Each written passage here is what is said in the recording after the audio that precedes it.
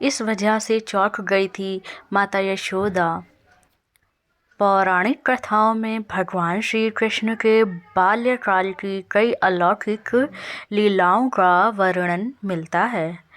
कान्हा ने कभी मटकी तोड़कर माखन चुराया तो कभी स्नान करती गोपियों का वस्त्र चुराया। उनकी कई अद्भुत लीलाओं में से एक तो देखकर माता यशोदा भी चकित रह गई थी। क्या दिखा था ऐसा? एक बार बलराम सहित सभी ग्वाल बाल खेलते खेलते माँ यशोदा के पास पहुँचे और उनसे बोले, माँ, कान्हा ने आज फिर से मिट्टी खाई है।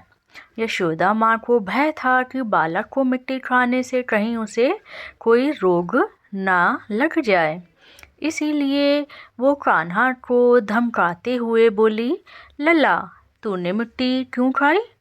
माता की वात्सल्य से भरी डांट सुनकर कन्हैया बोले, मैया, मैंने मिट्टी नहीं खाई, ये ग्वाल बाल तो झूठ ही कह रहे हैं। ये सुनकर यशोदा माँ कहने लगी, लल्ला, यदि तू सच बोल रहा है तो अपना मुख खोल। ये सुनकर जगत पालक लीलाधारी श्री कृष्ण ने माँ के समक्ष अपना मुंह खोल दिया। यशोदा माँ ने जैसे ही मुख के अंदर झांका, उन्हें कान्हा के मुख में संपूर्ण जगत के दर्शन हुए। अंतरिक्ष, दिशाएं, द्वीप, पर्वत, समुद्र, पृथ्वी, स्वर्गलोक, जल, अग्नि, वायु व समस्त चराचर जगत कान्हा के मुख में दिखने लगे। इतना ही नहीं, यशोदा माँ ने उनके मुख में ब्रज के साथ स्वयं को भी देखा। ये सब देखकर यशोदा माँ के अचरज की सीमा ना रही। वे सोचने लगी, क्या मैं ये स्वप्न देख रही हूँ या देवताओं की कोई माया है? ये मेरा बालक ही चमत्कारी है। वे मन ही मन विचार करने लगी, निश्चय ही कान्हा साक्षात ईश्वर के रूप में मेरे सामने आए हैं। तब वे श्री कृष्ण को भगवान मानकर उनकी स्तुति करने लगी।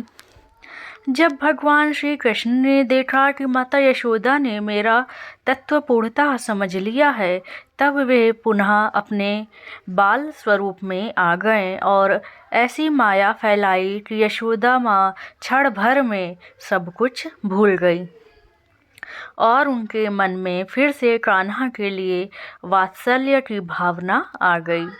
बता दें कि इस लीला के कारण मथुरा के महावन क्षेत्र में स्थित श्री कृष्ण के एक मंदिर में उन्हें आज भी माखन मिश्री के साथ मिट्टी का भी भोग अर्पित किया जाता है।